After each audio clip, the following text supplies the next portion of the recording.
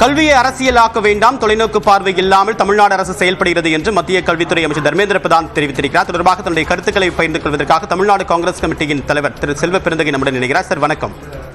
வணக்கம். தர்மேந்திர பிரதான் அவருடைய பதில் கடிதத்தை நீங்க எப்படி பாக்குறீங்க? அவருடைய கருத்து தொடர்பாக உங்களுடைய பதில்.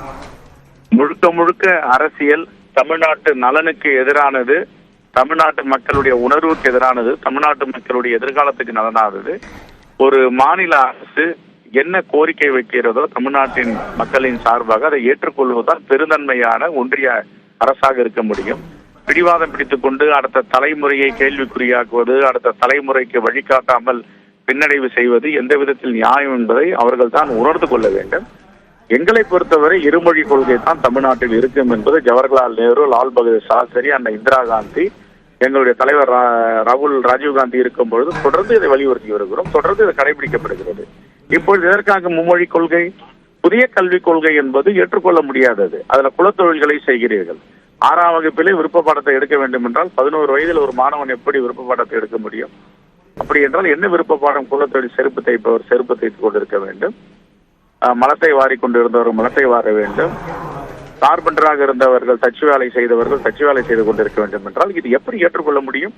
சமூக நீதிக்கான மாநிலம் தமிழ்நாடு. எல்லா விஷயத்திற்குமே வரலாற்று ரீதியாக வழிகாட்டுகின்ற நாடு தமிழ்நாடு. அப்படி தமிழ்நாட்டில் இப்படிப்பட்ட உங்களுடைய திணிப்புகளை செய்ய வேண்டும் என்றால் தமிழ்நாட்டு மக்கள் ஒருபோதும் அனுமதிக்க மாட்டார்கள். தமிழ்நாட்டு மக்களுடைய தான் மாண்பு முதலமைச்சர் அவர்கள் தெளிவுபட சொல்லி வருகிறார். இது எங்களுக்கு வராது, எங்க மக்கள் ஏற்றுக்கொள்ள மாட்டார்கள், இது வேண்டாம் என்று விட்டுவிட வேண்டியதானே. இப்போ நவோதயா பள்ளிக்கூடங்களை கொண்டு வரணும் என்று டாக்டர் நரசிம்மராவ் பிரதமராக இருக்கும்போது கொண்டு வந்தாங்க.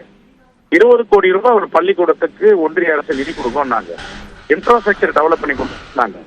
அப்ப இருந்த அரசு தமிழ்நாட்டில் இது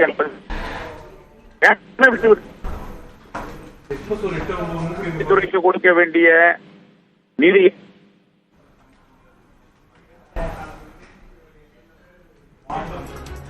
இது முழுக்க முழுக்க அரசியல். மாநிலங்களுடைய உரிமை மதிக்கப்பட வேண்டும். இருமொழி கொள்கையை நாம் பின்பற்றி அதில் வெற்றி கண்டிருக்கிறோம். அவற்றை அகற்றி 3வது மொழியை திணிப்பதற்கு, இந்தியை திணிப்பதற்கு மத்திய அரசு முயற்சி செய்யக்கூடாது என்று தமிழ்நாடு காங்கிரஸ் கமிட்டியின் தலைவர் செல்வ பெருந்தகை அவர்கள் தற்போது விமர்சனத்தை முன்வைத்திருக்கிறார்.